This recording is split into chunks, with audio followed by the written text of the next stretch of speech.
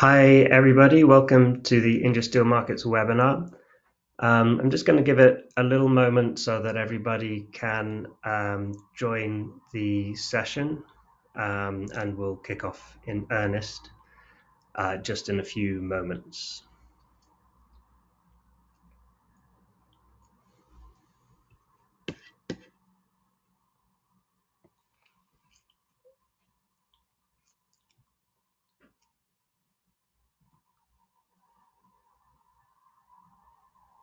Okay, I think most of the waiting attendees have come in now, so we'll kick off. Welcome again to the India Steel Markets webinar. It's a topic that's top of people's minds this year. Is one of the few regions of growth, so a lot of international interest, and we've seen that with this webinar. We have over 400 people registered, a large contingent from India, but also representatives of 46 different countries currently, and that may have increased since we last saw the numbers. So welcome to everybody in all your respective time zones. The format of the session is we're going to start off with a couple of presentations from our own team members before we move on to the Q&A. So we'll kick off just with a couple of introductions. From Kalanish, I am Tomas Gutierrez. I am the managing editor for Asia editorial, and I'm also head of data, overseeing data and consultancy roles in Kalanish. And we also have from Kalanish two Indian-based journalists. We have Suhita Pura and Aditi Tiwari, who will be presenting on finished steel markets and raw material markets in just a moment.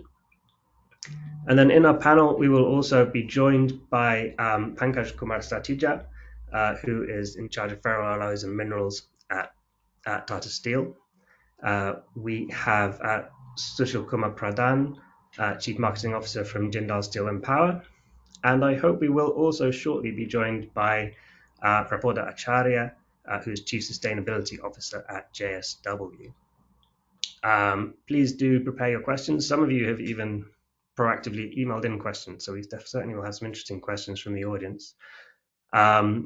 If you wish to place your questions at any time, if you look in the screen, the webinar screen, you can see in the top right-hand corner there is a little button with a question mark. Feel free to type in any questions that you have there, and we'll put them out in the Q&A session, panel session, at the end of the presentations. But for the moment, I think we'll kick off with the presentations. So we're going to start off with Suhita Podar. Please take it away. Hi, good morning, everyone. Good morning, good afternoon, good evening, wherever you are in the world. My name is Suhita Podar. I'll be discussing the Indian finished steel market. So let's start off with a little bit of context setting. India is the second largest steel producing country in the world. It's also the only country to have registered a positive growth rate among the top five. Its crude steel production stood at 148.54 million tons for the calendar year 2024. Moving on to finished steel sector, production during the year of April and November 2024 in the current fiscal FY25 increased by nearly 5%. Imports, on the other hand, surged by nearly 27%. Exports contracted by 24%, and consumption was strong at a little over 12%.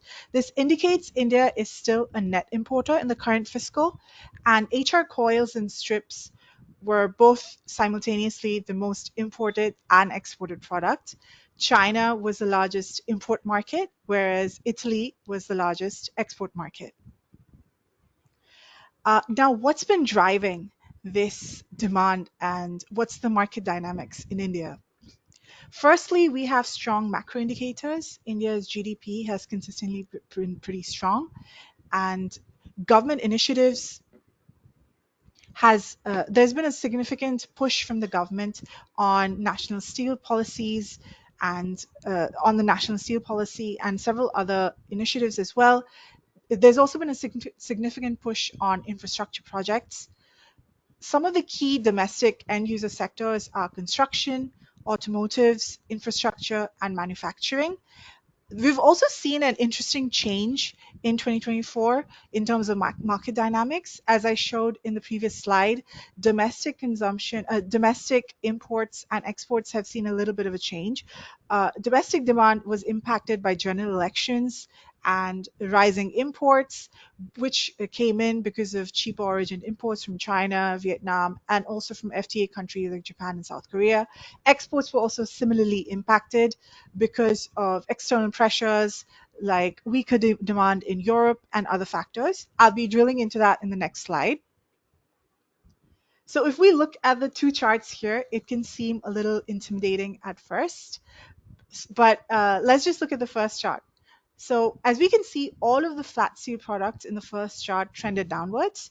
And if we look at the blue line, which is the export HRC export prices, it fell by nearly 17% on year.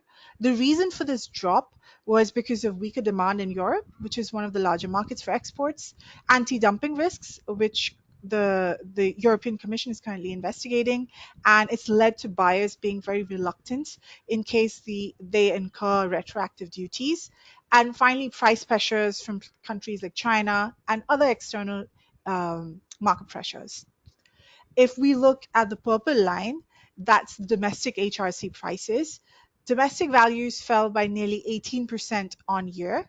The reason for this price drop and also drop in demand was mainly due to general elections that occurred during the April and June period. And prior to that, during that period and after that period, there was a significant lull in activity. We also faced a liquidity or financial shortage during this period as finances were diverted, government infrastructure finances was diverted towards election funding. India also faced extended monsoons. There's also been an issue of oversupply caused by rising imports, capacity expansions by major mills, mills operating at near full production, which has led to an overall supply glut. The second chart shows rebar prices, which has also fallen by nearly 5% between November and Jan of this year. Rebar prices similarly fell due to elections, funding issues, and monsoons. But what's been causing this? And we know what's been causing the drop in 2024 in terms of prices and demand. However, what's something that we can look forward to in 2025? Currently, India's Commerce Ministry, the investigative arm of the Commerce Ministry, called the DGTR, is investigating cheaper imports, or not just cheaper imports, all imports, flat steel imports, and estimating if a safeguards issue duty can be slapped onto them. So the market is currently eagerly awaiting the outcome of this investigation. There's also ongoing state elections in India. For instance, last year, India had Maharashtra elections as well, which is a key steel producing state, and there's upcoming Delhi elections as well. There's also been the issue of rising input costs. That's something that's going to play a major factor this year, and capacity expansions as well. Most recently, AM/NS announced their capacity expansion in 2025 for a few more cold rolling production lines just a few days ago. For the export market, there are several areas that's something we will be looking towards as well. First is CBAM, which goes into effect in 2026, 1st of Jan. Another is the anti-dumping probe that's being investigated in the EU currently, and it's expected to have its outcome by June or July, or have its final outcome by June and July this year.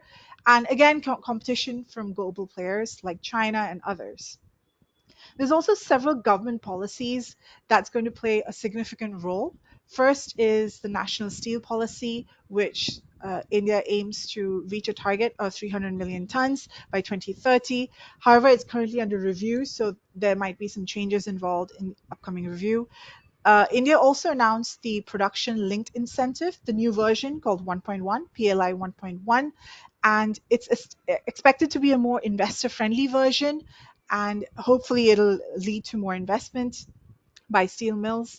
There's also been more complexity in for importers because of rising imports. So a trend that's emerged in recent months has been a rise in protectionism, not just in terms of tariff barriers, like a potential safeguards duty based on the probe that's currently ongoing, but also non-tariffs, such as complexity of more documentation and more layers for importers to go over, such as the BIS license, which is the Bureau of Indian Standards license, which importers need to have, adhering to QCOs, which is quality control orders, to maintain quality of standards, establish having NOCs, which is no objection certificates for documentation, and more.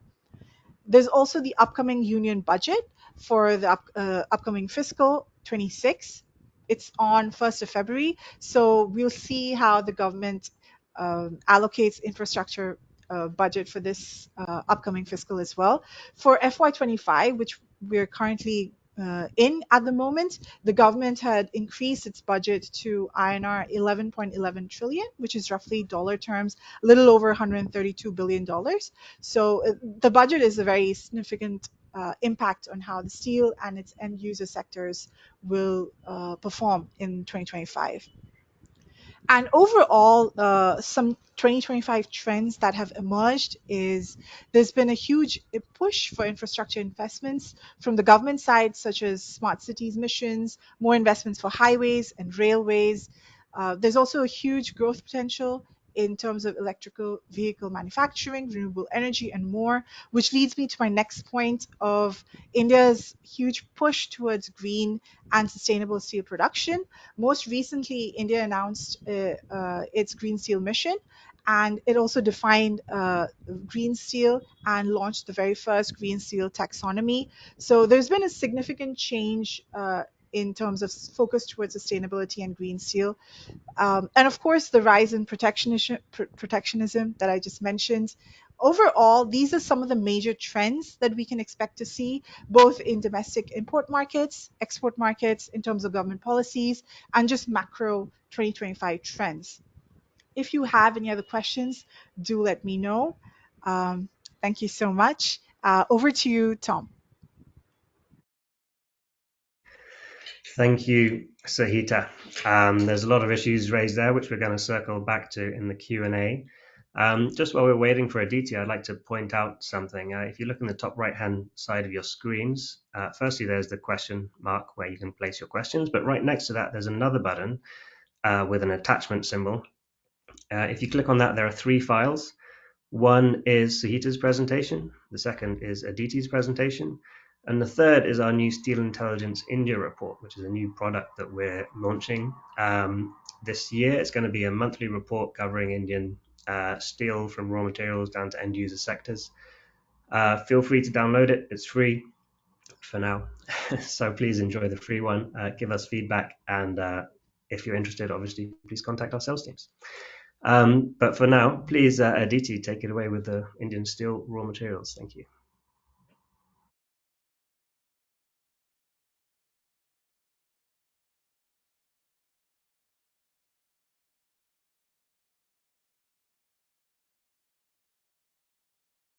Aditi, I think you're still muted.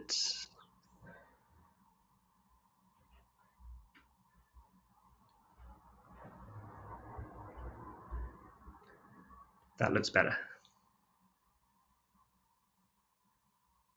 Am I audible now? Great, thanks. Yeah. Okay. Okay. Thank you so much, Tom. It's a really a pleasure to be a part of a discussion where 400 people from 46 countries have joined us. So, as mentioned, I'll be giving you all a brief overview of Indian steel raw materials market, and whether you are familiar with it or hearing it for the first time, I hope you find this session insightful. So let's get started. Let's see how steel is produced in India.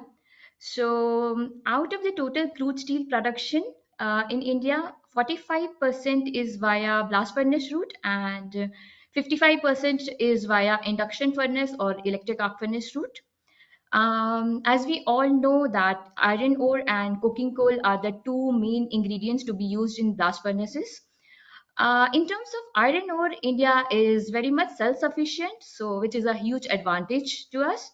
However, in case of coking coal, India has to rely a lot upon imports. Now coming to electric arc furnace or induction furnaces, the three key raw materials are scrap, DRI or pig iron. So these metallics are either used individually or in combination with each other depending upon the demand supply and the pricing dynamics.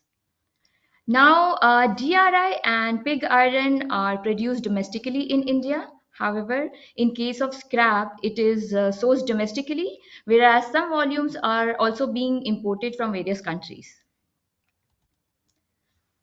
Now, coming to iron ore, as I have mentioned earlier, India has vast reserves of iron ore, and India stands to be fourth globally in terms of iron ore reserves. However, about 80 to 85% of the reserves in India are of low grade, which means that the iron ore content in these reserves stands to be below 58%, while 15 to 20% of the iron ore reserves are of high grade, which means they have iron content of 62% and above. Now let's look at the production. In 2024, India's iron ore production has recorded a substantial drop of 20 million ton and stood at around 262 million tons. Now, India also happens to export low-grade iron ore fines, with about 90% of exports being made to China.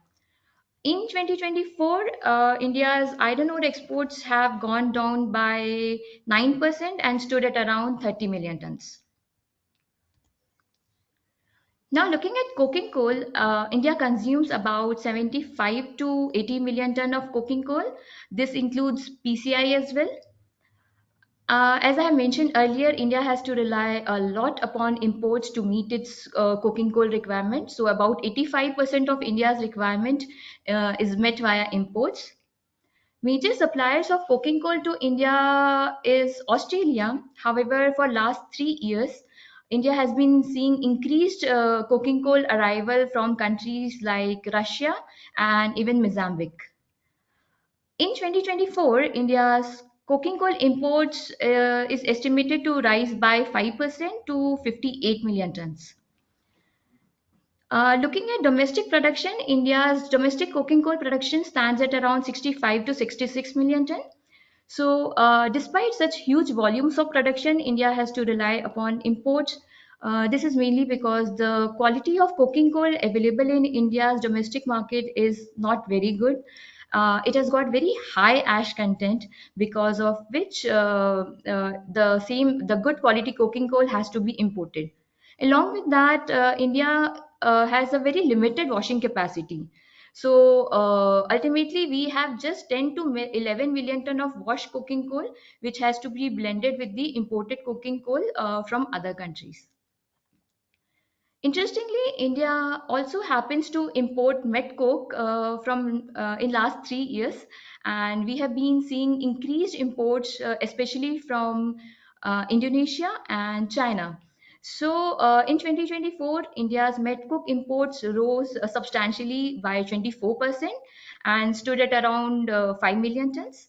So, but in order to protect its domestic industry, Indian government has imposed quota restriction on met coke imports starting January this year, which will continue till June this year. Now coming to metallics, so amongst DRI, scrap, and pig iron, DRI consumption stands to be highest. In 2024, India's DRI consumption stood at around 52 million tons. In case of scrap, India's ferrous scrap consumption has increased by 10% and stood at around 33 to 34 million tons. A very interesting fact that India's scrap imports have dropped substantially by 30% in 2024 and stood at around 8 million ton. So, imported scrap turned very costlier for Indian buyers last year because of higher freight rates and the currency depreciation. Coming to pig iron, India's pig iron consumption stands anywhere between 7 to 7.5 million ton. And in 2024, pig iron consumption saw a moderate rise of just 5%. This brings me to the end of my presentation. If you have any queries, you can contact me on the given ID. Also, you can put it in the Q&A box, which Tom has mentioned. Thank you so much. I'll request Tom to take it over from here. Thank you, Aditi. Again, lots of interesting topics to cover there. And welcome, Mr. Acharya. I'm very glad you managed to join us. And Sahita, I'll ask you back as well to join the panel. Thank you. Okay, well, I'm very glad we're all here. We'll keep the panel informal. Again, just a reminder, any of you in the audience who have questions, please do use the question mark on it. You can type in your questions there, and I'll be able to see those and pass them on to our panel. We covered quite a lot of ground, so we've got a lot of topics to go through. But while we're on raw materials, following Aditi's presentation, I think we'll start with a raw materials policy question. Mr. Satija, I wonder, considering the restrictions on coke imports now into India, what impact do you see on coke and coal markets and coke markets as well? So, good afternoon, good morning, and good evening to all the participants as well as the audience. Raw material is a totally different ball game in India, and it reminds me of a famous story. There was a bird who was trying to lay the eggs, so she found a very nice place, a marshy place, dig something, laid her eggs, and she went away. Then a boar came and he found that area very good. He stayed there for some time, so made the hole little bigger. He stayed there for 3-4 days again. After smelling the boar presence, a pack of dog came and they started further digging that area, make the hole further bigger. And but they didn't find the boar, but the hole was made much bigger. Soon after, rain came, and the area was filled with water. Afterwards, buffaloes came and they started enjoying this rain-filled mud and all those things. After some time, because of the rain and the water, there was some greenery that side. And a poor farmer residing in that area found it very promising. So he further digged that area, made it a very beautiful pond, and started cultivating from that water.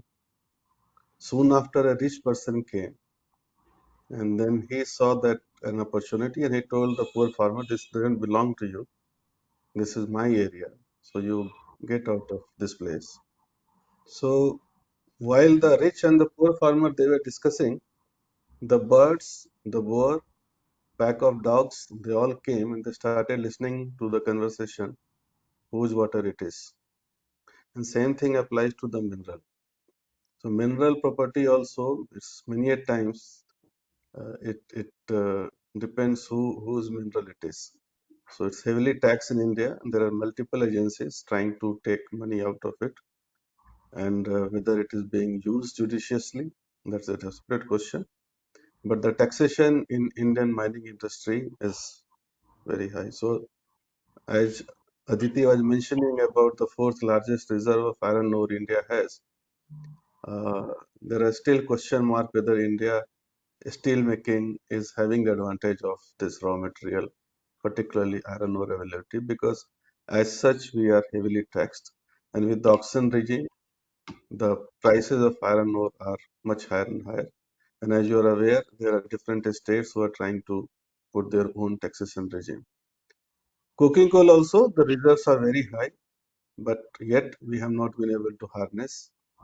One region, the ash content in coking coal in India is very high. And because of multiple reasons, because India also needs to have electric security in terms of its affordability and in terms of availability. So the focus has been on thermal coal. And that's the reason that the Coal India production, if you see, it has gone up in the thermal coal area, but not in the coking coal area. And that primarily is the reason that India has to import raw material and coking coal from the different countries. And Aditi nicely mentioned also that most of the steel makers now are trying to de-risk from one particular country, because a cyclone in one country makes the price very volatile. So the new markets like Russia, sometimes Mongolia also are being looked into. There are plans of Government of India. One area which is known, Jharia, which is still the fire is burning and we are wasting the coking coal. The master plan is made. But yes, going forward, I don't see much respite in coking coal in India. And iron ore, which used to be a prime lever for Indian steel makers, is again a question mark going forward in terms of hybrid premium and the taxation which different states may put. That's my take. Thank you. Yeah, no, you covered a lot of ground in that answer as well. Thanks. I want to just pick up on a couple of points in your answer, though. Firstly, you mentioned other sources of supply other than Australia for coking coal, which dominates the market. Mongolia has been talked about, but is it really? I mean, how realistic is it, or how competitive is it to take coal from Mongolia through either Russia or China and then import it to India? And then it's going to be a lower quality coal than Australia. Is that a cost competitive option for a mill? So it again depends on at what price and what quality you are getting the coal. So a few years back, Russian import was not that much, which is now today. And that apprehension was there at that point of time also. There has been a lot of development in both the port, Vladivostok, Vostochny, and Indian side also. Logistics part was made better. If you see Australian industry, they are very matured. So Indian companies have been buying coal from Australia. So they were least worried about coal quality and what they are going to uh, in the furnace area. So Russian coal also, most of the steel makers, they did their trial and then they moved toward Russia. There were certain issues related to logistics and quality. Those were sorted out and it matured also. Mongolia is in the same phase as Russia was there a few years back.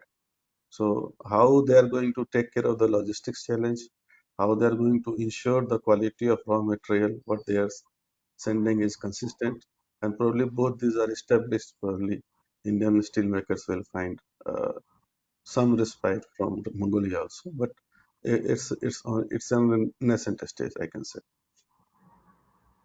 Thank you. Thanks. We had a question from the audience. It's actually a question for Aditi, but I'm actually going to turn it on its head because we have a poll question on the same topic. So what's going to happen, we're going to raise a poll question. That means everybody listening to the webinar has the ability to vote. Can we have the first poll question up, please? Hi. The question is on India's ferrous scrap imports. And once we've gathered all of your responses, I will put the question to Aditi. Holly, is that poll ready to go up?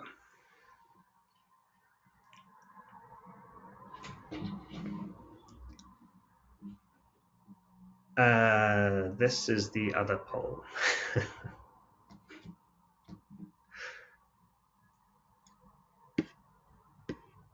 Okay, well, we have this poll now, so we're going to run this poll. I'll circle back to the scrap question, don't worry. For the moment, how is the Indian finished steel industry addressing global sustainability trends to boost exports? And there are 4 options here: focus on green steel initiatives, government and policy support, leveraging India's cost competitiveness, and incorporating advanced technologies and innovation. What we'll do is I can see the voting percentages just coming up, so I'll give it a little bit more time, and we'll do a little pivot in the unplanned pivot in the Q&A in the panel session. We'll switch over to some sustainability questions first, and we'll circle around to the raw materials. It's an interesting topic, this. The voting rate's still going up, so I'll give it another 10 seconds or so.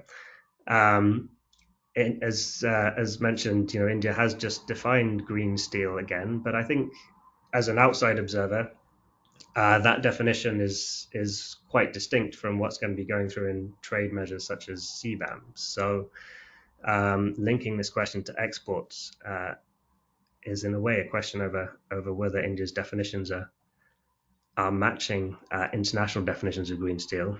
I think we'll leave it there. We have around just under half of people voted. Unfortunately, I can't see the poll answers anymore, though. Okay, there we go. All right.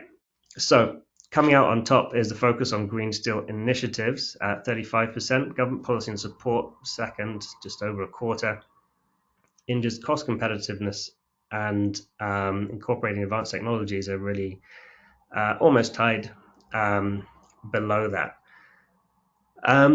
Mr. Acharya, you haven't had a chance to speak yet, and this is your area as a sustainability officer.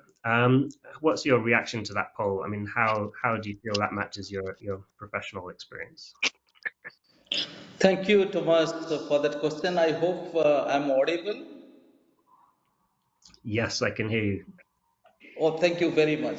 First of all, let us look at India's steel capacity addition and its purpose. The focus of Indian steel growth is essentially to address the demand which is going to be created from domestically. And if you look at past year trend also, the export is always in single digits. So therefore, in my view, Indian steel capacity expansion has to focus on catering to the increasing domestic demand. But at the same time, we cannot also ignore the potential of export, and that is where your question comes into play. And I can imagine, if I look back the past and going ahead the future, it's going to be in the single digit. But then how do we address two things? One is India's commitment to meet Paris climate, and therefore steel sector, which is contributing to almost 12% of India's emissions, to reduce their emissions to meet Paris climate commitment of India to achieve net zero by 2070. That's one. Second, how much of exports are going to get affected because of the climate change regulation in other regions, and CBAM is one of the examples that you stated, and we would expect many regions putting those kind of environmental attributes as a trade barrier.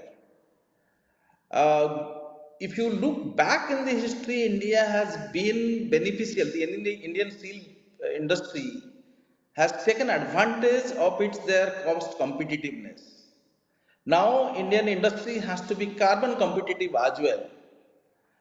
And I could see the voting pattern almost tell the way the strategy is going to be unfold. Obviously, if we have to address a very smaller fraction of our productions to be exported to meet the demand of other regions, we need to put up dedicated green steel facility or low emission. I don't really like the green steel. Steel cannot be green. So it's low emission steel making facilities that has to come. And I'm sure the big Indian steel player are working on that. Along with, there will be government initiative, and policies are getting framed up. I think these two things will address the need of the exports, if I have addressed your question. Thanks. Yeah, I think I was going to add that if any Indian steelmakers exposed to export markets, JSW is one of them. So maybe I would follow up and ask, what about JSW itself? What are its projects in this area in terms of making green steel available? Yeah, in JSW, if you look at our strategy, has been again the twofold that I stated. One, we keep on reducing our emissions. We have given a We have our commitment to reduce our emissions 42% by 2030 and achieve net zero by 2050. So we are working on that. But we understand even if I reduce our emissions by 42%, there will be some CBAM implications if I am exporting to Europe. Because by 2034, I think every carbon content is going to be taxed as per CBAM regulations. So that is essentially, leaving us time of around say 4 to 8 years to get ready to have steel productions that is ready to be exported to Europe, and we have announced a dedicated green steel facility of 4 million ton to come by 2030. So that is where we are working.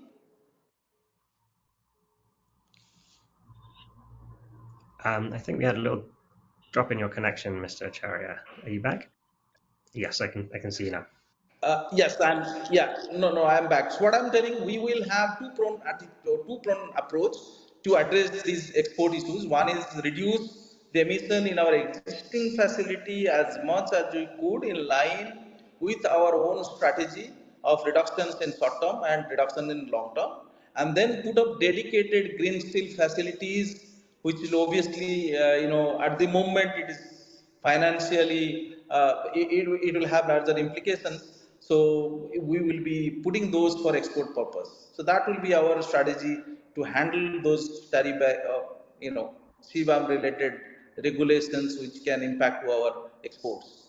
But again, let me remind you, the larger capacity growth of our company and of Indian Steel is again to cater to domestic needs. So that is where the larger facility will come. So challenge will how we can reduce that emissions.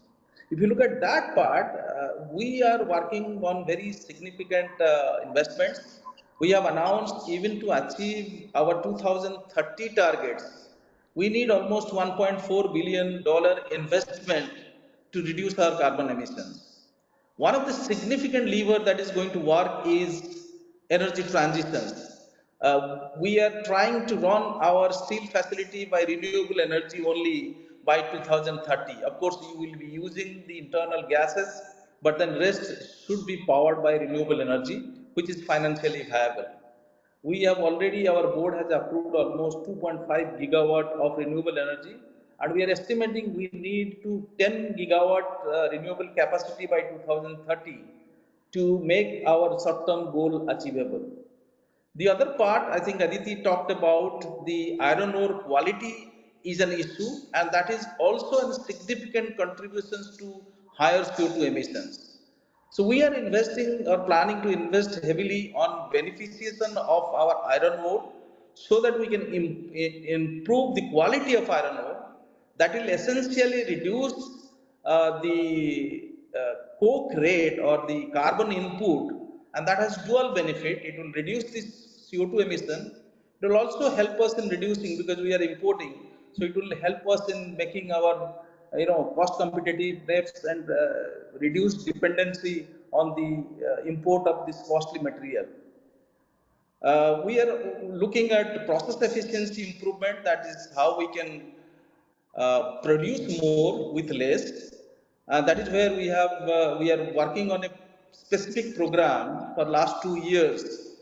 That's known as SEED, Sustainable Energy, Environment and Decarbonization. This gives both financial benefit and carbon emissions. What we are estimating by 2030 through process efficiency improvement, we would be able to reduce almost 18 billion ton of carbon emissions, which is equivalent to taking out 3.5 million cars from the road.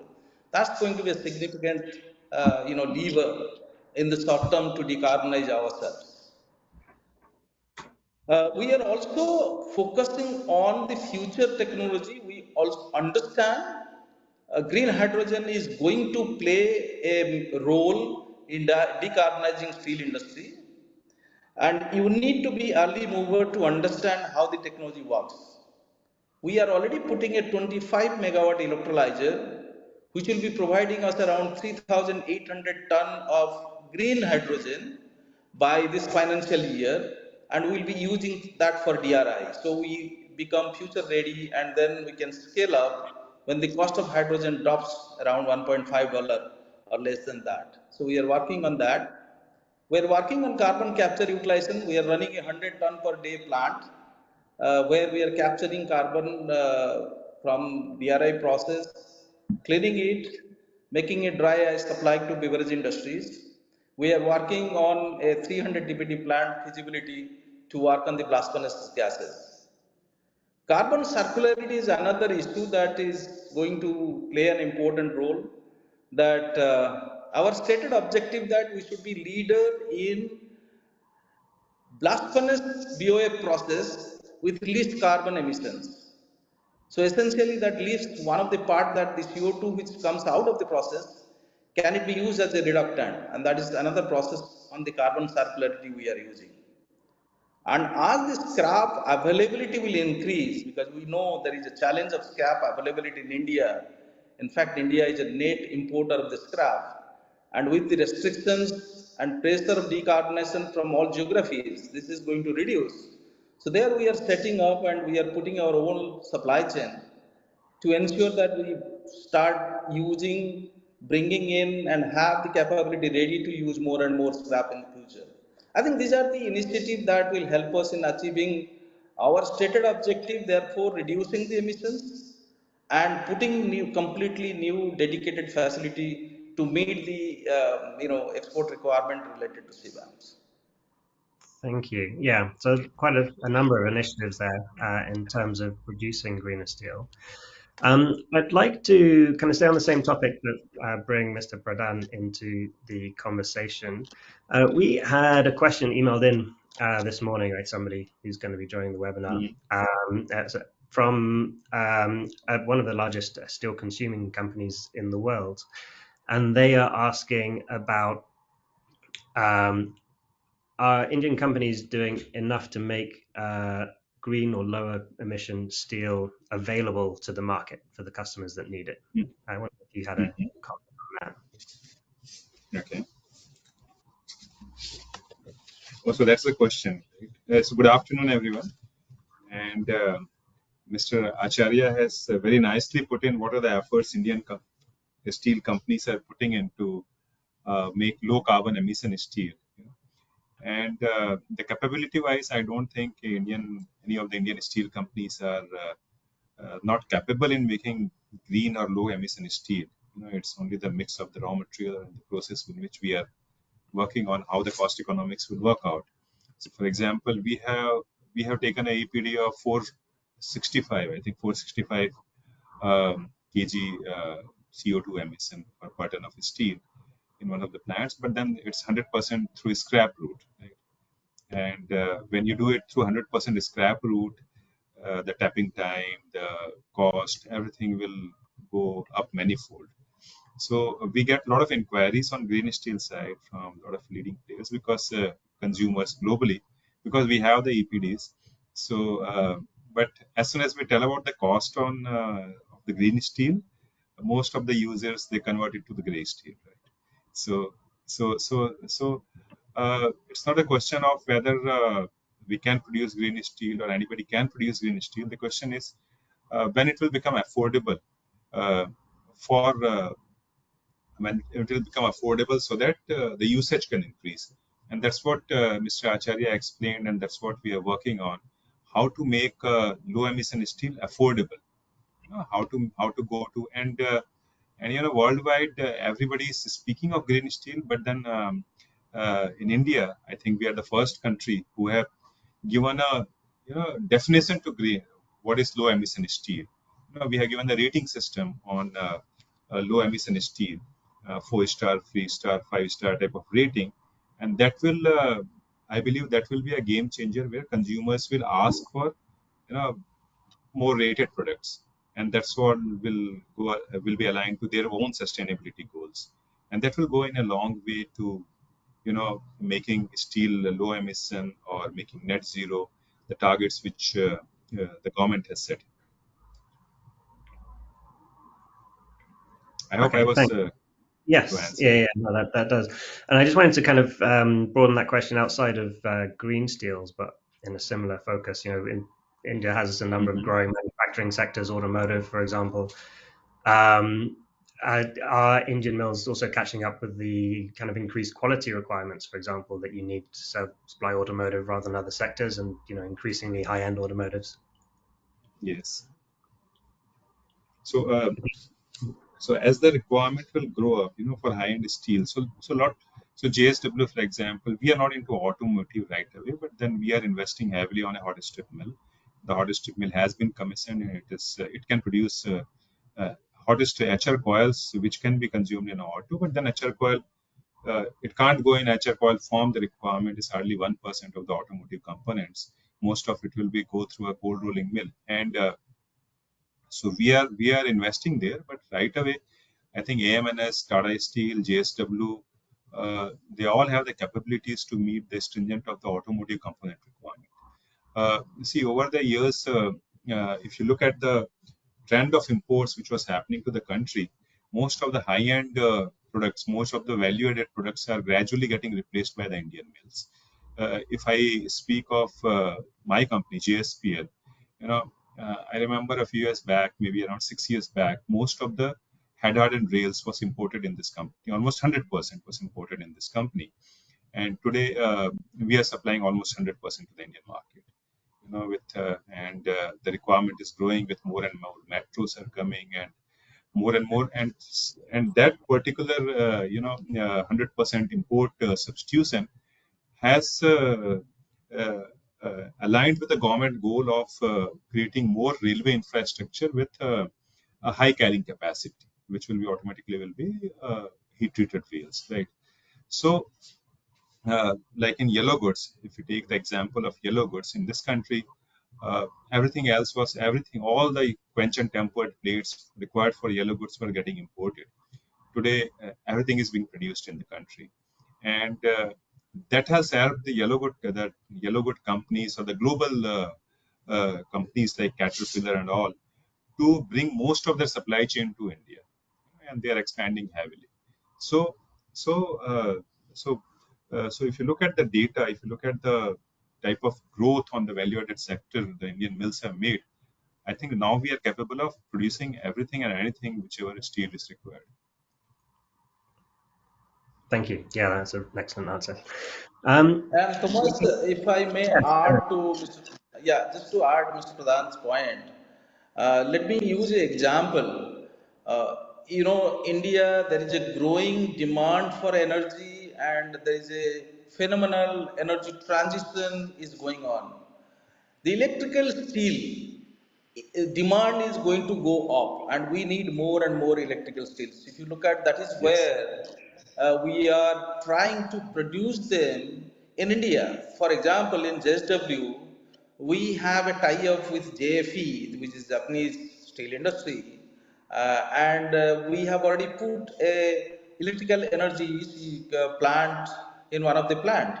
And again, we have got a tie-up with Thyssen, and we are putting up a large-scale electrical steel plants because we understand the quality and the volume both are required to meet the growing demand of Indian consumers. And we can produce it, the quality required or the increasing quality requirement of the Indian consumer in-house with a less cost, and that's possibly the USP of Indian steel industry. Thank you. Yeah, and it also comes back to the role that steel plays in decarbonization more generally, right? The role of electrification and the products that are supplied. We're going to take a slight diversion now because I believe, Aditi, you had a question for Mr. Satija. Can we hear that one, please? Yeah. Hi, sir. I just wanted to ask, with states imposing retrospective mineral taxes, how do you see iron ore prices moving from here, and uh, how mills or the miners will be able to absorb the this change in the market? So iron ore prices, if you see from 1947 until date, it was $7 around 40s and 50s. and iron ore was not a sought after material. Most of the mining companies in Goa and others, they survived because of the depreciation of rupee. 2020 it became $20, 2022, and with China Olympic it went up to 180. In Indian market also it was close to 3,000, 2,200, and then after 2020 with the option regime it went up to 6,000, 8,000. We are seeing all these numbers. But if you see in terms of transition, I mean, while the government wanted to remove the differentiation between the captive mines and the non-captive mines, and they wanted to have mining as a standalone industry, but practically it has not happened because the raw material scarcity every steel player want, it has gone to the people those are having steel mills because they also want raw material security. And this act which has come because the Supreme Court also believed that the state can impose the royalty, and this royalty over royalty was going on for a long time, and there was two judgment whether royalty is a tax or not. So when it has been defined is not a tax and the state can impose, so most of the states are now coming out with the different rules, and government of India is trying to engage with them. How it pans out we have to see, but there are different angles which may come out later on, that if one state poses certain tax, other state may think that I should go beyond that, and they will come with some more idea. So if you see the Jharkhand rule and the Karnataka, in Karnataka it is tax on area also and on the mineral rights also. So each state will come out with different rules. They may be competing with each other, who is drawing more and more revenue. And obviously it will have impact on downstream industries. I mean, how much and how long they will absorb, that will be a question mark, which as such, the steel market is not doing good. And putting additional cost of iron ore in terms of different tax, it will further derail the growth. So if you see the overall dynamics, Indian iron ore production is more than 250. Half of it comes from one state, and other states have their carrying capacity limit. They can't produce more than that. So India iron ore, I would say, it is skewed. Though Odisha is a very good state uh, and it takes care of the industry, but if in terms of the overall development and 2030 national steel policy plan, the state also has to increase the iron ore production from their state with the caveat that it is available at a price which can, as I mentioned earlier, accessibility and affordability. 2 points I'd like to mention here again. We have one state Chhattisgarh, we have one state MP. The sand policy of both the states are different. One has forward auction policy, other has the reverse auction policy. One state believes that my state prime responsibility is to make the sand available at a reasonable cost so that other industry can thrive. Another state feels that no, I should get more and more revenue out of that commodity. So this discussion is going on. I think it will take little more time. Yesterday itself there was a meeting where the mines ministers meeting happened in Konark, and state level best practices were shared. I hope some of the states will think in those directions to ensure not for the short term gain, but for the long term development of the industry and more employment. Thank you. Yeah, I mean, that raises an interesting point. As an outsider and an analyst, one of the difficulties I always have understanding India is its complexity, right? That there's so many different interests at play in the industry at many different levels and many different regions. It's very fragmented in a way. So thank you for raising that. I do have a bit of good news. Apparently, we do have the correct scrap poll available now. So we will circle back to that. So if we can have that poll up, please, Holly, thank you. So this poll is: what will happen to India's ferrous scrap imports by 2023? Who says it's going to increase? Who says it's going to stay flat? And who says it's going to go down? Lots of interesting context on this in terms of increasing Indian domestic supply, restrictions on overseas exports, but also with increasing steel production, obviously very rapidly growing demand. So I'm quite interested to see what people think about this. While we are waiting for more people to vote, I can still see the votes coming in.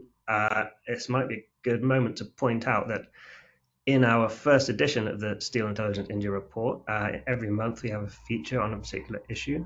And this month, Aditi's written an excellent piece on the end-of-life vehicle scrappage policy, which has pretty serious implications on scrap supply in the next couple of years. So I encourage you all to take a look at that.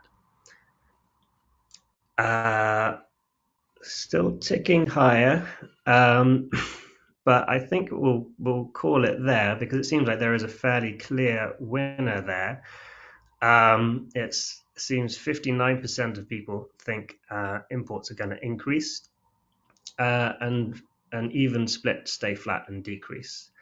Now, the interesting aspect of that, I suppose, is that India is a country that, like many countries these days, talks about resource security and self-sufficiency and so on, and policies are leading in that direction. But it's very difficult to overcome market fundamentals. Aditi, I wonder if you have a comment on Indian policy. How Indian policy is maybe trying to resist that trend and how successful it might be. So Indian government have been making efforts to increase availability of domestic scrap by introducing certain policies like vehicles scrappage policy and um, making it more organized sector.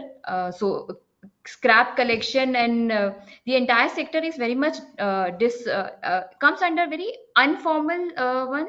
So Indian government has been making a lot of efforts, and recently we had a one mandate from the government that out of the total vehicles which are sold in 2005 and 6, about 8% of 8% of the for example, if 100 cars were sold in 2005 and 6, about 8% of the steel from those cars shall be recycled completely.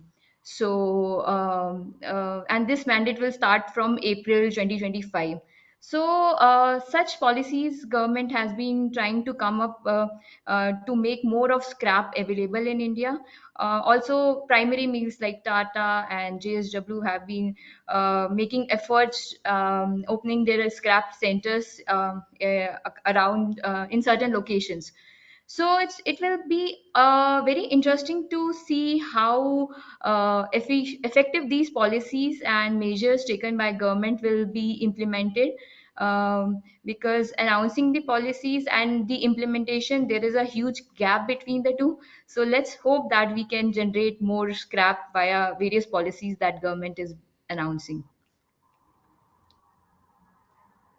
Thank you. Yeah, it's interesting. I mean, obviously, so my background is more as a China analyst, so that's where I'm from. But when China was at a similar stage in its development, some of the steel makers, particular Shagang, was very interested in developing its own scrap collection network, and it built a very large one. But unfortunately, it did eventually go bust, and the whole sector had to be restructured from the center. So that area of development is always a very complicated one. So I'm very interested in seeing how India follows through with that. I'm going to take another question from the audience now. This is one to Mr. Acharya. How does DRI and green hydrogen play a role in decarbonisation? And obviously that's one of the higher end investment options for India. But do you see that developing at scale in India, or is it going to be a niche area? As I stated earlier, the green hydrogen based DRI is going to play an important role to meet our decarbonization goal for India. So everybody accept the fact that this is necessary and this is essential. Question at the moment is not about the technical feasibility, it is all about the financial viability. Now everybody is looking at how we can make it financially viable and at scale. And that is the reason I gave example that what JSW is trying to do to start a trial and experiment and then scale it off when the cost of green hydrogen is going to come down. So I gave a ballpark around $1.5 per kg. So that's what we are looking at, that will scale up. The other viability, what Indian steel manufacturer are looking at, can we import green DRI from the countries where it can be commercially made viable and then use them in steel making? But again, if we have to scale it up, it has to be done locally. But there could be various combinations of that. But in essence, I don't disagree with the fact that this will play an important role. Yeah, that's interesting. I think that focus on hydrogen cost is very important, and it's a question that has not been resolved yet. So I do know there are a number of investments currently based on the assumption that they will be exporting green DRI in Australia and the Middle East particularly. So that may be something to keep an eye on. Yeah, Sahita, I you are believe. right. You are right. That is what when I told that we are looking at importing, those are the regions we are looking at the possible or feasible areas where we can possibly put up the plant or import, purchase. It could be various options. But one thing for sure, after last year's Indian government coming very heavily focused on green hydrogen, having a green hydrogen mission, and major players in India their intention clear, investing heavily on the green hydrogen, we see this will scale up very fast. Yeah, it's interesting. There's a lot of green hydrogen projects globally. Um, well, there's also then the counterpoint that are those really very dependent on government support rather than market support. It'd be interesting to see the commissioning of those projects and what costs they manage to bring in hydrogen at. Thank you. Interesting contribution there. But at the So, same time, Tamasha, if I have to, put on one more point, we need to also careful what Aditi stated in her presentations about the limitations of high-grade iron ore quality. So that could be a limitation even in the green hydrogen. So there will be two, three variables, not only the cost of green hydrogen, it's also availability of high grade ore. So we need to look at both the fronts to make it viable. yeah, absolutely. That high grade DRI or high grade DRI pellet uh, finds in prep is very hard to source currently. And if all of the DRI projects come online in Europe and elsewhere, then there's going to be quite a serious shortage in the coming years. Okay, thank you. Sahita, I believe you had a question for Mr. Pradhan as well. Could you put that one down? Thanks. Yes. Hi, Mr. Pradhan. I had a very quick question. With plans Mhm. to double capacity in FY26, I was Mhm. wondering how might the current weak HRC demand and oversupply challenge we're facing currently impact Mhm. JSPL's expansion plans? Okay. So, see, if you look at HR coil demand and supply over next few years' time or the projection which we have, right? So, by 26-27, I believe the HR coil capacity with all the announced capacities and in fact our capex plan will become somewhere around 78 million tons. If you look at 90% capacity utilization, then it will give you 70 million tons, right? And the demand projection from the growth which we are seeing in last 3-4 years, which is in 10 to 12% growth, which we are foreseeing, which we have seen in last 3 years and which we are foreseeing for next couple of years. Or even if you take a 7% conservative growth from the 10% to 7%, then also you are looking at a capacity of somewhere around 68 million tons, the domestic consumption. Right? So there's not much mismatch between demand and supply gap. It's hardly a couple of million tons only. And as most of the projects, they don't come on time because this is based on the timelines which everybody else has announced, right? So if you look at overall, then it looks like that India is going through a huge overcapacity on HR coil. But if you look carefully on the demand growth as well, then we are not much far behind. And in fact, rather, if more and more projects will not come, then maybe by 2030-31, India will need to import HR coil grade D because not much capacity has been announced after this. Right? Okay. This year is a different scenario because the demand has, because of various issues, this year has been an election year, a lot of state elections, a lot of central election, and the capex planned, which was announced in the budget, we have only done somewhere around 42% of the capex, so 47% of the capex has been done so far in 9 months. But then that gives a silver lining as well because there's a huge capex budget available with the central government, huge opex budget available. So now in next 3 months or 4 months time, the spending will be much higher and post budget. And the good thing is that this entire year there is a huge growth in the rural income. Uh, the both the Rabi and Kharif crop, the monsoon has been very good. So next year I am seeing there will be a greater demand increase than what it was this year. Yeah. So we are not worried. We are going ahead with our capex plans. Thank you. Perhaps on that note, because you have brought it back to kind of the short-term fundamentals of the market, it's been for steel prices. I mean, everything's been going down for quite a while. Do you see that bottoming out soon? Could you see prices going down to like $500 a ton, or do you think you bottom out before that? And what might be the triggers for that?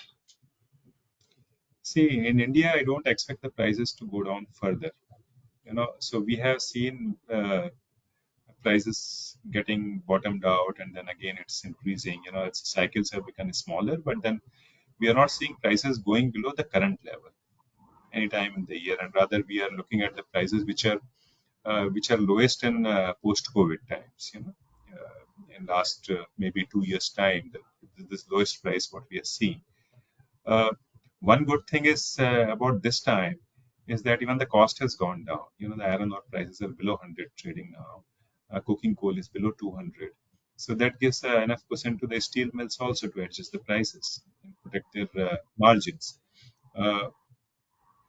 This particular year, as we told, because of elections and because of other issues, the spending has not been as it was the previous years. But then the plans are intact. If you look at the macroeconomic parameters, the fundamentals are very good. The PMI index, the IIP, or the core sector growth, or the rural income growth, even the power consumption growth, all are in green. There is a robust growth everywhere. So it's a matter of time. The Indian demand will surge, and because of that, I don't think the prices will further go down domestically, right? Uh, we had seen pressure from international imports. This year India has been a net importer, and exports are not happening because the markets elsewhere also are worse because of various factors, right? So So next year will be a better year. Next year, the demand growth will be robust. This year, in spite of all these things, if you look at the consumption growth, it's still 11.8%, which Sweta has also shown in her presentation. So the consumption is very, very robust in the country. Yeah, it's interesting to compare. I mean, firstly, obviously, with Europe, where 9.8% growth everyone would be partying. But even regions like Southeast Asia. Tom, one thing which everybody speaks of is that because of the international prices or because of whatever prices, everybody speaks as if steel industry is in a crisis. The point is, if you look at the consumption today in this country, which is roughly around 150 million tons, and last 3 years the consumption growth, which is 11, 12, or 13%, which we are seeing, right? Even if you take a conservative growth rate of 7%, then you may need somewhere around 260 million tons of steel by 2030 in this country. Right? And the type of infrastructure building phase we will need a lot of steel. So it's in the interest of everybody that the steel industry remains healthy, and that's why government is putting a lot of efforts to make the industry healthy. then only all the capex plan will come into place, all the steels will be available. Otherwise, with the type of consumption we are seeing, automotive, infrastructure, building and construction, a lot of we need a lot of infrastructure, and that requires a lot of steel. So otherwise, we will have a crisis in terms of steel availability in the country. Yeah, so the fundamentals look very, very strong. Um, I think maybe as we're on kind of a market section now, and one of the big Indian market topics currently that we haven't touched on yet is the possibility of safeguard duties and other import restrictions. I wonder, Suhita, what's the latest you're hearing on the imposition of a safeguard duty? And then maybe we'll go back to Mr. Pradhan for a comment Yeah, on so these I think today was the last day for giving all the submissions on safeguard duty. 22nd January. After that, the government has to work on the file and take a decision. But then, all the reasons, the safeguard can put in. They can put. There are two yardsticks to put a safeguard duty. One is that whether there is a surge of import or whether there is a threat of injury to the domestic industry. And what we see last year, because of the surge of imports from various countries, there was an injury to the industry. And if the industry doesn't remain healthy, then this type of capex will not be possible. So that was the logic, and because of which we are confident that the safeguard will come, maybe before budget itself, or maybe by the end of this month. That's what we are expecting. There are various countries, whichever country has a slight growth as well globally, everybody is putting up a safeguard measure. EU has started an anti-dumping probe. Turkey, Indonesia, Vietnam, you name a country, US already has a Section 232. So everybody else is putting a safeguard measure. If we don't protect our industry, then India may become a dumping ground for China and all those places. If you look at the ASEAN countries, the type of investment China is doing in those countries, more than 100 million ton capacity is planned in ASEAN countries, and we have a FTA with ASEAN countries. So potentially all those surplus steel from those countries will come into this country, and they will be huge, create a huge injury to the domestic industry. So therefore, government is also aware of this threat. They are into discussion, and they will take appropriate action on this. Yeah, and one of the interesting things about ASEAN is that it has added all of this capacity while demand has actually fallen since 2016 and increasing. 5 times, 6 times of their consumption, they're putting capacities there. So that's huge. Yeah, a lot coming. We run our annual Asia Steel Markets Conference in Vietnam every year, partly for that reason. It became apparent not a few years ago that demand capacity growth was going to be huge, and the country is going to be not just a major importer but a major exporter. We'll be there again in April. Suhita, I wonder if you are hearing any other updates on the safeguard measure. Mr. Pradhan pretty much covered what I was going to mention as well. Today is the last date for submitting the documents. And yes, that's what the market is expecting, that there's a potential it'll be implemented or announced end of this month or before the budget on the 1st. And if this does go through, the expectation is domestic prices will increase because it'll help in imports, stopping imports. So it'll give a boost to domestic prices. Thank you. Yeah, so that's an interesting one to keep an eye out for in the coming weeks. We have a question on a topic that we haven't touched on yet, and I would like to put to Mr. Sathija. This is on ferroalloys. So India is unusual globally, and it has a very important role in supplying ferroalloys. So the question is, how is the ferroalloy adapting to stricter environmental regulations? But maybe I'd like to add to that also, if you could add your outlook for ferroalloy exports, and is with growing domestic demand, is India still going to be supplying the rest of the world with as many ferroalloys? As we have discussed, Indian steel market is growing Mr. Pradhan touched on it at length. And so, as far as the ferromanganese and silicomanganese are concerned, India will continue to have this requirement in coming days, and that's a scenario which we also see. However, ferrochrome, there is an issue because the prices are falling from, I think, past 6 months. Every time there has been a decrease month after month, 100 RMB, 200 RMB, and last 2 months it has been 300 to 400 RMB. And the prices are much below in China. And we all know that around 50% of the ferrochrome production in India is exported to China, and all companies related to Korea and others but have base in China. So export market for ferrochrome is not so good. Indian market prices are high because ore prices are high. As I mentioned, the ore prices for iron ore in before auction regime and after auction regime are two different ballgame. And because of Indian chrome ore prices being very high, Indian ferrochrome prices are relatively higher compared to China. But then how long this will continue, that has to be seen. And that's the interesting aspect. And many people in India are expecting that the China ferrochrome prices will go up. Last 2 days, the spot prices have gone up by 550 to 100 RMB, and there has not been any further downfall in this month. Regarding initiatives of green and sustainability, so EPD are being released by Indian ferroalloys producers also. So Tata Steel has also got his EPD release for ferrochrome.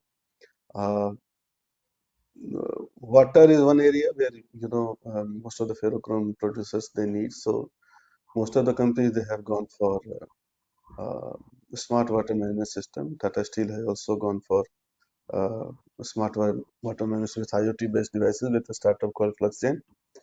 The other area which Mr. Acharya mentioned related to steel is the renewables. So most of the ferroalloys and ferromanganese producers are also looking for renewables, because in ferroalloys there are three major components of cost. One is the ore, second is the reductant, and third is the power. So if they have captive power, it's advantage for them. For those who don't have captive power, they are trying to go for renewables so that the landed power cost is cheaper. So various initiatives are being taken by different ferroalloys producers, and I'm sure that uh, going forward it will be uh, uh, norm of the industry, because it is being used in the steel industry, and most of the steel industry also wants that in their supply chain how this has been produced sustainably. Thank you. Yeah.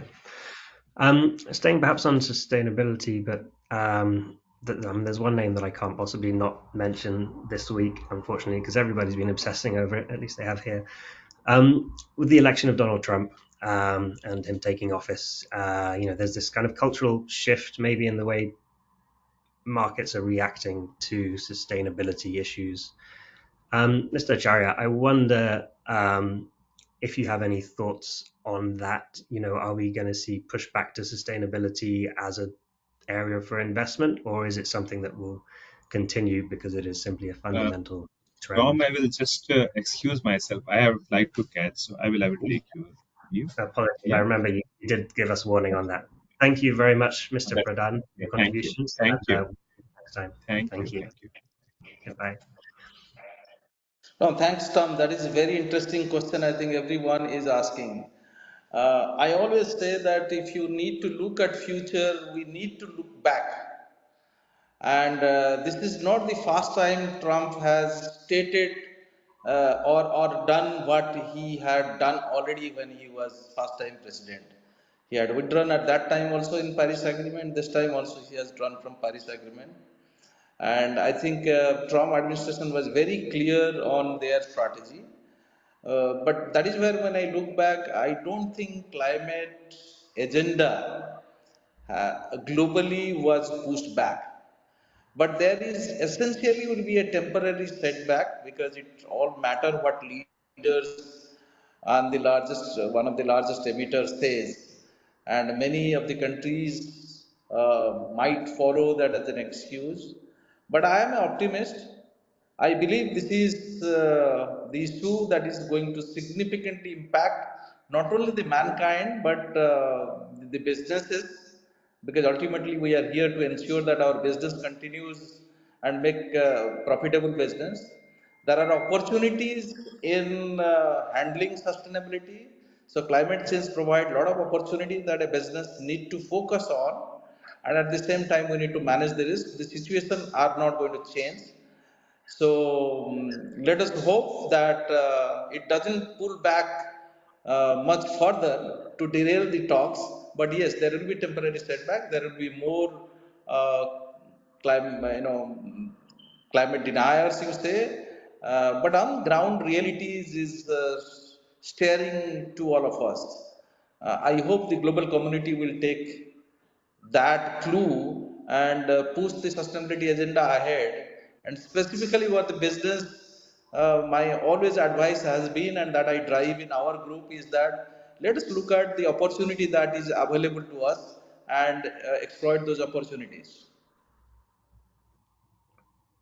Thanks. Yeah, a very important point that Trump has been in power before, and I don't think anybody looking at the steel industry over the last 8 years would say that green issues have become less of an issue over the last 8 years because of that. So interesting to see in 8 years' time.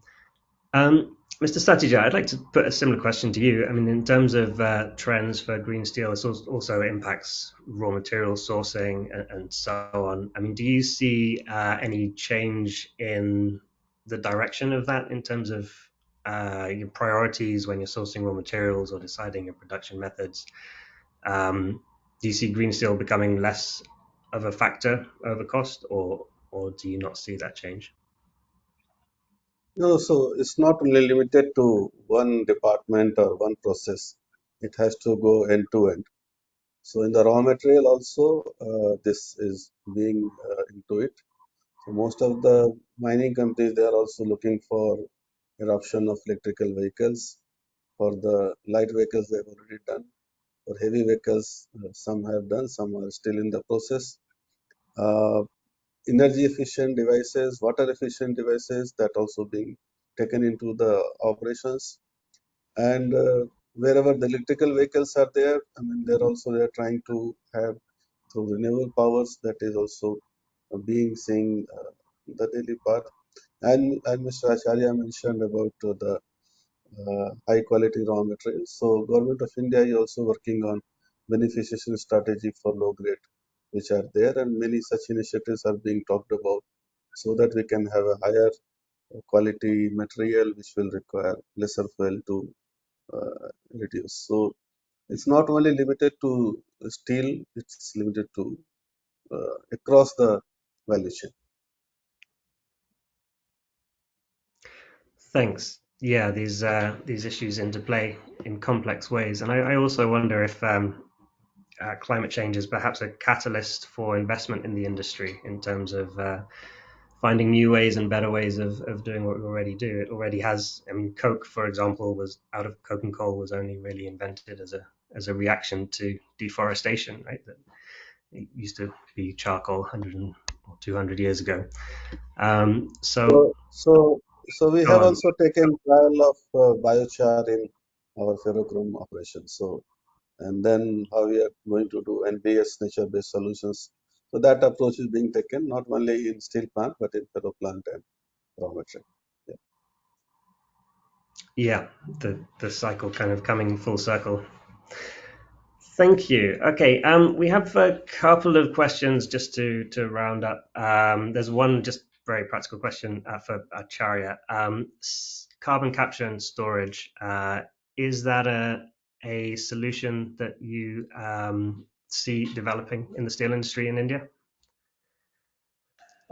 Thank you. That's very interesting question. I think we need to look at CCUS in three part.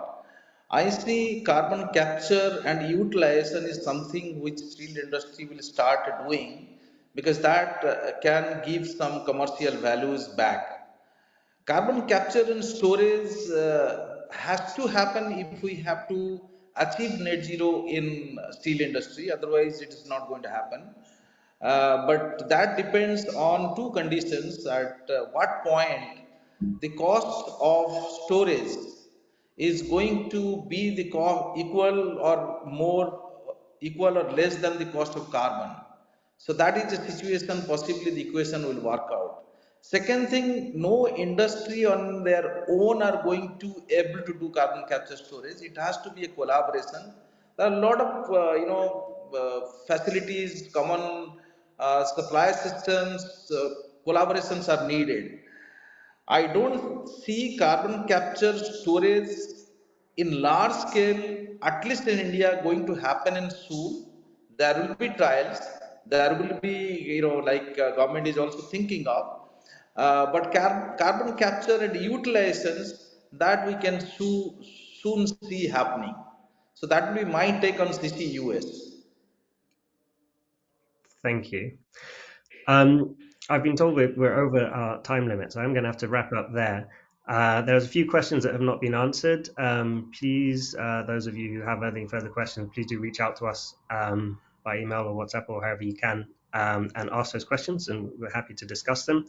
But for the moment, thank you, Mr. Charyas, thank you, Mr. Satija, thank you, Mr. Pradhan, who's gone already, and to Suhita and Aditi as well for all of your contributions. I've had a very enjoyable hour and a half, and I look forward to seeing you all in the future.